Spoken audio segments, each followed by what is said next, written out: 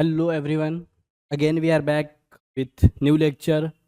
Last lecture में हमने क्या देखा था? लास्ट लेक्चर में हमने देखा था फॉरफीचर शेयर का री इशू। फॉरफीचर शेयर को जब री इशू करते हैं तो उसमें प्रॉफिट लॉस को कैसे डॉक्यूमेंट किया जाता है। तो फिर से हम एक सेम टाइप का क्वेश्चन करने वाले, बट इसमें थोड़ा ट्विस्ट रहने वाला है, वो आपको समझना है, फिर उसको हम सॉल्व करेंगे। तो अभी तक के आप सारे लेक्चर्स देख लिए हैं आपने, मैं उम्मीद करता हूँ। अगर नहीं भी देखे हैं तो फटाफट उन सारे लेक्चर्स को निपटा लो। अपन लास्ट में एकदम पहुंच चुके हैं, हार्डली 2 से 4 लेक्चर और होंगे छोटे छोटे, जिसमें चैप्टर हो जाएगा फिनिश। इसके बाद हम एक पेपर का क्वेश्चन सॉल्व करेंगे और देखेंगे कि हमने जो अभी तक पढ़ा है और पेपर में जो आया है, क्या इसमें ज़्यादा फर्क है या कुछ है ही नहीं फर्क, वो भी हम चेक करेंगे। तो भी एक छोटा सा क्वेश्चन हम पहले करते हैं। Ritu Limited forfeited 1000 shares of rupees 10 each due to non-payment of final call of rupees 4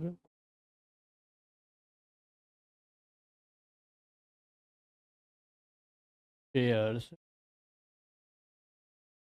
issued at rupees 6 paid up। इस क्वेश्चन में सबसे इम्पॉर्टेंट एक हमारे लिए चीज़ बन जाता है, वो बन जाता है ये फुल्ली पेड अप। इसका मतलब क्या होता है? देखो एक बार क्वेश्चन में फिर से रीड करता हूँ। रितु लिमिटेड ने क्या किया? 1000 शेयर फॉरफिट कर ले 10 रुपए वाले। क्यों किया फॉरफिट? क्योंकि बंदे ने नॉन पेमेंट किया नहीं फाइनल कॉल का, मतलब नॉन पेमेंट कर दिया उसने, फाइनल कॉल का पेमेंट ही नहीं किया, जो कि 4 रुपए था। मतलब इसने कितने रुपए दे दिए? 10 मांगे थे हमने, 4 दिया नहीं, मतलब 6 दे चुका है ना। 3 चीज निकल गई हमारी। कॉल्ड अप कितना है? 10 रुपए। दिया कितना? 6 रुपीज। नहीं दिया कितना? 4 रुपीज। एंड दिस शेयर री इश्यूड, और इस शेयर को फिर से हमने बेचा है कितने में? 6 रुपए में। 6 रुपए में जो बेचा है उसको क्या सोच के बेचा हमने? Fully paid up. मतलब 10 रुपए के जगह हम सिर्फ 6 रुपए मांग रहे हैं, मतलब 4 रुपए का नुकसान हम मान चुके हैं। समझा क्या पॉइंट? फुल्ली पेड अप बोले तो 10 वाले शेयर हमने कितने में बेच दिए? 6 रुपए में। मतलब ऐसे ही तो दिख रहा है कि 10 का शेयर 6 में बिका, मतलब 4 का नुकसान हो गया। समझा क्या? तो चलो हम अपने 3 चीज़ें निकालते हैं जिससे क्वेश्चन को हम सॉल्व करते हैं। तो 3 चीज़ें क्या है? सबसे पहला रहता है हमारा शेयर कैपिटल। क्या मतलब होता है इसका? कि हम कितना पैसा मंगा चुके हैं कॉल्ड अप। तो दिख रहा है कि फाइनल कॉल के बाद हुआ है, मतलब सारा पैसा मंगा चुके हैं हम। तो 5000 शेयर जब्त हुए 10 रुपए वाले, बोले तो हम उससे 10,000 रुपये मंगा चुके थे। उसने कितना दे दिया था? पेड अप, जिसको हम बोलते हैं फॉरफिट कर देंगे उसको हम पेड अप। जो जितना दे चुका वो हमारा फायदा, उसको हम क्या कर देते हैं? फॉरफिट। तो देखो 1000 शेयर थे, 4 रुपए नहीं दिया है, मतलब कितना दे चुका है? 6 रुपए। तो 6,000 रुपये तो आ गए हैं। अब देखो 10,000 मंगाए, 6,000 आए, मतलब जो बैलेंस है वो क्या है? क्या बोलते हैं उसको हम? Call in arrears. जो नहीं आए बुला के जो उधारी पे है अभी। कितना उधारी है सर? देखो 10,000 मंगाए थे, 6,000 आ गए, मतलब कितना उधारी लग रहा है तुमको बताओ तो? 4,000। सर 4,000 कहाँ से लाए अपने? देखो ना बेटा, 10,000 मंगाए थे हमने, मंगाए थे या नहीं? कितना दिया है उसने? सिर्फ 6,000। मतलब जो 4,000 बच गया ना, नॉन पेमेंट ऑफ रुपीज 4 रुपया 1000 शेयर, तो 4,000 रुपये उसने दिए नहीं। तो इन शॉर्ट क्वेश्चन से क्या पता लग रहा है कि सर शेयर कैपिटल 10,000 हो चुका है, इसको खत्म करना पड़ेगा, डेबिट। पेड अप कैपिटल मतलब जिसने दे दिया है 6,000 रुपये, ये हमारा फायदा, प्रॉफिट फॉर फ्यूचर। जो नहीं दिया है, कॉल इन अरियर्स। समझा क्या? 3 चीज। इसकी जर्नल एंट्री करो बर एक बार फटाक से। जर्नल एंट्री सर हम पहले क्या करते हैं कि जो शेयर कैपिटल आ गया था उसको खत्म करना है, तो शेयर कैपिटल क्रेडिट रहता है हम उसको ख़त्म करने के लिए क्या कर देंगे, डेबिट। 10,000 रुपये शेयर कैपिटल के हो गए ख़त्म। सर क्रेडिट किसको करूँ, जो फ़ायदा हुआ फॉरफीचर, और जो आया ही नहीं कॉल इन अरियर्स। मतलब सर 6,000 का फ़ायदा हुआ था नोट के हिसाब से, और 4,000 तो आने के ही है अभी तक। देखो ना यहाँ पे 6,000 का फ़ायदा हुआ है, पेड अप है, फॉरफीचर जब्त कर लिया, और कॉल इन अरियर 4,000 आने के ही है। तो इससे क्या समझ रहा है अपने को कि सर जो शेयर हमने जब्त किए इस पर 6,000 रुपये तो हमने अभी खीसे में डाल लिए, लेकिन वो शेयर कैपिटल बोलते हैं तो कैपिटल रिजर्व में भी जाएगा क्या, नहीं। जब तक ये शेयर को फिर से हम बेच ना दे तब तक वो पैसा कैपिटल रिजर्व में जाता नहीं है। तो अभी वो फॉरफीचर अकाउंट में पड़ा। तब हमने क्या किया, इस शेयर को री इशू कर दिया 6 रुपये, ये सोच के फुल्ली पेड अप। मतलब इस शेयर पे हमने अभी री इशू जब किया है, क्या किया हमने, री इशू। तो री इशू हमने 1,000 शेयर कर दिए, क्या रेट से, 6 रुपीज़। मतलब 6,000 रुपीज़ हमने मंगाए बैंक में, और हमने क्या सोचा है ये शेयर क्या है, एक्चुअल प्राइस की कितनी है, फुल्ली पेड अप, मतलब 10 का 10। तो हमने ये देखो 10 इंटू मतलब 10,000 वाले शेयर सिर्फ 6,000 में बेच दिए, मतलब 4,000 का यहाँ पे क्या हो गया, लॉस। और इस लॉस की भरपाई कहाँ से होती है, फॉरफीचर। ये फॉरफीचर से सेट हो जाएगा, तो फॉरफीचर वाला अकाउंट उठ के यहाँ पे आ जाएगा 6,000। फिर हमको दिखा सर 4,000 का लॉस हुआ है, 6,000 आ गए, मतलब 2,000 का नेट कैपिटल।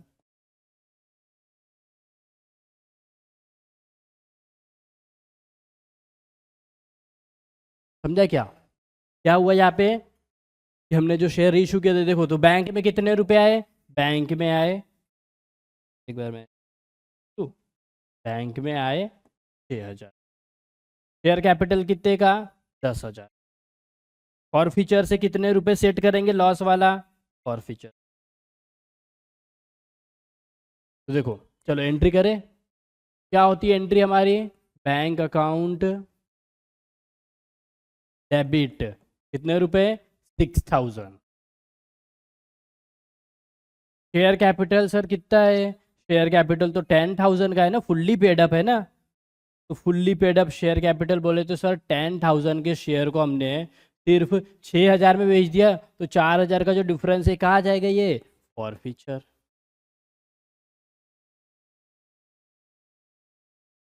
अब देखो इधर फॉर फीचर अकाउंट में 6,000 क्रेडिट हुआ है, इधर 4,000 डेबिट हो गया, मतलब 6,000 में से 4,000 चले गए, तो बचा कितना, अभी 2,000 और बचा है। तो 2,000 को कहाँ पे लेके चले जाएंगे हम, तो सबसे पहले तो फॉरफीचर अकाउंट को ख़त्म कर दो।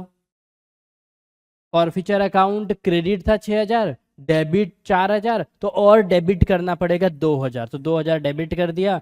और ये डेबिट को हम कहाँ लेके जाएंगे, शेयर कैपिटल। यार एक सेकेंड एक सेकेंड एक सेकेंड, तो सिर्फ कर दो कैपिटल रिजर्व। कितने रुपए, तो इस टाइप से तुम्हारी 3 एंट्री होती है, खत्म। 3 एंट्री में देखो फॉरफीचर कर लिया, पहला एंट्री फॉरफीचर, दूसरा री इशू, और तीसरा फॉरफीचर पे एक्चुअल प्रॉफिट, कैप बोले तो कैपिटल रिजर्व। ये क्वेश्चन और कल वाले क्वेश्चन में कोई फर्क नहीं है, सेम ही था क्वेश्चन। तो सर ये क्यों करवाए, क्योंकि रिवाइज करना था ना। अब इसके बाद जो हम करने वाले हैं वो नया क्वेश्चन है, वो नया क्वेश्चन करें। इसको एक बार स्क्रीनशॉट ले लो इसका सब लोग, इसका भी ले लो, ले लोगे तो बता देना मेरे को एक बार, ले स्क्रीनशॉट। चलो अब इसको सॉल्व कर।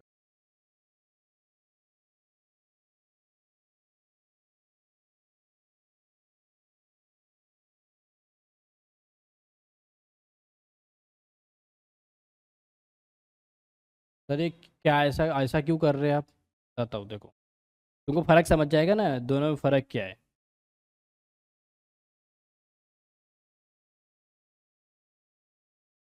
चलो सॉल्व करें, देखो सेम क्वेश्चन है, क्या पढ़ रहे हैं हम कि वही रितु लिमिटेड ने 1000 शेयर फॉरफिट कर लिए 10 रुपये वाले, जिसमें 4 रुपये मिले नहीं थे, तो ये वर्किंग तो सेम ही रहेंगी कि सर 10,000 के शेयर फॉरफिट कर लिए हमने, 6,000 मिल गए हैं और 4,000 मिले नहीं है। अब इस शेयर को हमने क्या कर दिया, री इशू किया। क्या किया हमने, री इशू, मतलब फिर से बेच दिया। क्या रेट पे बेचा, 6 रुपीज़। लेकिन इस बार हमने ये माना कि ये फुल्ली पेड अप नहीं है। मतलब नहीं समझा सर, एक बार फिर से बताओ। देखो, दी शेयर्स री issued at ₹6 each of ₹8 paid up. और ये सर इसका मतलब क्या हुआ, देखो इसका मतलब क्या है कि हमने इन शेयर को फिर से इशू कर दिया। तो फिर से जब हमने री इशू किया तो उसका फिर से हम वर्किंग बनाते। देखो यहाँ पे री इशू, ये इंपॉर्टेंट है, ध्यान लगाओ यहाँ पे। हमने इन शेयर को री इशू कर दिया तो बैंक में पैसा आएगा। कितने रुपए आएंगे बैंक में, 6 रुपये। कितने शेयर हैं, 1000। सर ये 6,000 रुपीज़ हमारे बैंक में आ गए। इन शेयर को जो हमने री इशू किया उसका एक्चुअल प्राइस कितना है, सर एक्चुअल प्राइस तो 10 है। यही चीज़ अपने को ध्यान रखनी है कि सर यहाँ पे एक्चुअल प्राइस 10 नहीं है। सर हम जो शेयर इशू कर रहे हैं ना, वो हम ये मान के इशू कर रहे हैं कि सिर्फ 8 रुपये पेड अप है। मतलब सर इसका क्या हुआ, अभी हम ये मान रहे हैं कि 8 रुपये वाले शेयर हमने 6 पे बेच दिए, लेकिन हमारे शेयर तो 10 के हैं ना सर। हाँ, इसमें क्या हुआ, मतलब कि जो 10 वाले शेयर है अभी तक सिर्फ उस पर 8 ही मंगाए अपन ने, 2 रुपये बाद में मंगाएंगे कभी तो भी। नहीं समझा क्या, देखो 10 वाले शेयर को हम क्या मान रहे हैं कि 8 रुपये अभी मंगा लिए हमने, 2 रुपये हम अगले महीने मंगाने वाले हैं। तो जो 8 रुपये मंगाने थे एक्चुअल में 8 मंगाने चाहिए थे, लेकिन हमने 6 ही मंगाए, मतलब 8 वाले शेयर 6 में बेच दिए, 2 रुपये का नुकसान। तो एक्चुअल प्राइस क्या है आज उसकी, 8 रुपीज़ मल्टीप्लाई बाय 1000, तो कितना हो जाएगा ये, 8000। लॉस कितना आ रहा है, 2000। तो ये 2000 का लॉस कहाँ से सेट होगा, ये होगा हमारा फॉरफीचर। तो फॉरफीचर से अकाउंट उठ के आएगा, अमाउंट और कितना उठ के आएगा वहाँ से, 6000। बट एक्चुअल तो हमको 2000 ही, तो 4000 का हो गया हमको कैपिटल रिजर्व प्रॉफिट।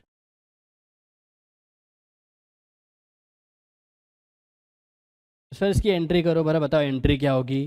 तो देखो एंट्री क्या करेंगे हम, पहली एंट्री तो वही फॉरफीचर की एंट्री सेम रहेगी। रीइश्यू की एंट्री देखो, बैंक अकाउंट डेबिट 6000। तो हम क्या कर देंगे, पहली एंट्री सेम है जो हमने पहले किया है, ये वाले पेज पे देखो क्या किया हमने, ये एंट्री है ना, ये सेम रहेगा। ये नहीं, ये वाला, ये दूसरी एंट्री में बता रहा वो भी क्या होगा इसमें। देखो बैंक अकाउंट, बैंक में पैसे आए, सर बैंक में कितने रुपए मंगाए, सिर्फ 6000। Share capital 2, share capital. अब यहाँ पे फर्क है, शेयर कैपिटल सर कितने रुपए का है, अभी 8000 सिर्फ। शेयर कैपिटल कितने रुपए, मतलब क्या हुआ कि 8000 वाले शेयर 6000 में बिक गए, तो 2000 का लॉस है। ये लॉस कहाँ से फुर्ती, लॉस कहाँ से कहाँ से उसका भरपाई करेंगे हम, फॉरफीचर। Debit, debit, credit. ये बस नई एंट्री है, bank account debit forfeiture share capital. Last entry sir क्या होगा, सेम होगा भाई। फॉरफीचर अकाउंट डेबिट होता है हमारा, जिसमें हम फॉरफीचर के पैसे को कहाँ ट्रांसफर कर देते हैं, कैपिटल रिजर्व। देखो ना तुमने वर्किंग बनाई है ना पीछे, तो देखो फॉरफिट 2000 का इधर नुकसान हुआ था, भरपाई कर ले, और 4000 जो बच गया उसको हम कहाँ ट्रांसफर करेंगे, कैपिटल रिजर्व। तो 4000 गया फॉरफीचर से ख़त्म, और इधर 4000 आ गया कैपिटल। तो इस टाइप से एंट्री होगी। इसमें बस एक ही चीज़ ध्यान देना है कि जो हमने पैसे मंगाए हैं बैंक में वो कितने के लिए मंगाए हैं। Most of the time fully paid up रहता है, फुल्ली बोले तो पूरे का पूरे 10 रुपये के जगह मंगा लिया है। लेकिन कभी कभी रहता है कि सर पूरा अभी नहीं मंगाया हमने, सिर्फ 8 रुपये की जगह मंगाए हैं, 2 रुपये जो बचा है वो बाद में मंगा लेंगे, उनको देने के लिए रेडी है। समझा पॉइंट। तो आज जो शेयर हमने री इशू किया उसका एक्चुअल प्राइस कितना है, फिलहाल सिर्फ 8 रुपीज़ है, बाकी पैसे बाद में आएंगे। तो उस समय शेयर कैपिटल में बस थोड़ा सा फर्क आता है, बाकी सारा क्वेश्चन वैसा ही रहेगा। ये था नया ट्रिकी पॉइंट आज के लिए हमारा। कि जब शेयर पार्टली पेड अप मतलब कि 8 रुपये पेड अप पे है तो उस टाइम पे हमको कैसे एंट्री ले। तो उम्मीद करता हूँ ये आपको समझा है। एक बार इसकी प्रैक्टिस करना, बुक में एक दो क्वेश्चन सेम टाइप के छोटे छोटे बहुत छोटे क्वेश्चन हैं तो ट्राई करना। इस टाइप का एक नेक्स्ट लेक्चर में मैं एक होमवर्क वाला छोटा सा क्वेश्चन दूंगा, या फिर अभी कर लेते क्वेश्चन। देखो एक नेक्स्ट पेज पे एक मैं नया क्वेश्चन दे देता हूँ, आपको सॉल्व करना है, ठीक है। तो मैं एक बार बुक से क्वेश्चन देता हूँ, एक सेकेंड दो। देखो क्वेश्चन क्या है हमारा, दानी दानी लिमिटेड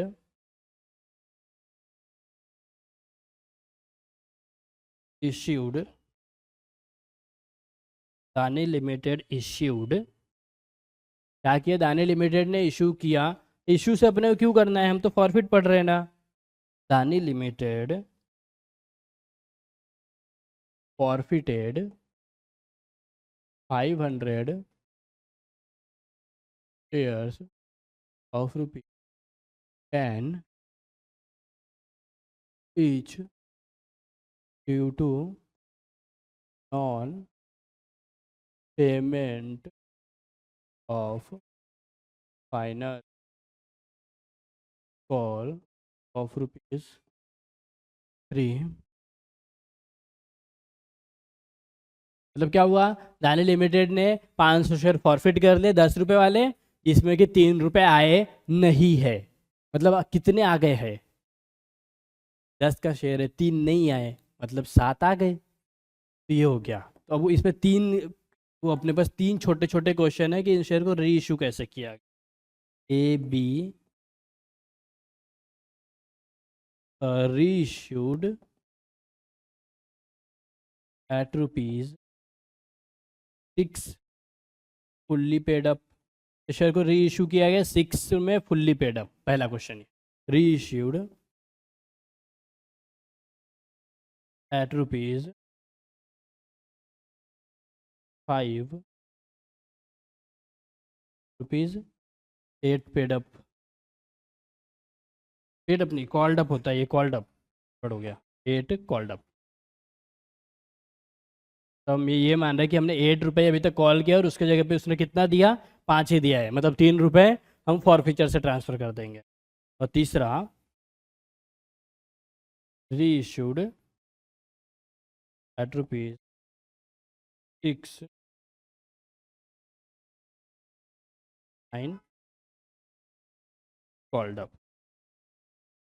देखो यहाँ पे 3 क्वेश्चन बने छोटे छोटे। पहला तो ये है कि 500 शेयर जब्त कर लिए 10 रुपये वाले, जिसमें से 3 रुपये नहीं आए हैं, मतलब 7 रुपये आ गए हैं, जो हमको दिख रहा है कि 7 रुपये हमारे को फ़ायदा हो गया फॉरफीचर अकाउंट। और वही शेयर को हमने 6 रुपये में इशू कर दिया फुल्ली पेड अप, मतलब 10 के जगह 6 ही मंगाए। वही शेयर को हमने 5 में इशू कर दिया 8 कॉल्ड अप, मतलब 8 की जगह हमने 5 मंगाया, 3 रुपये का नुकसान।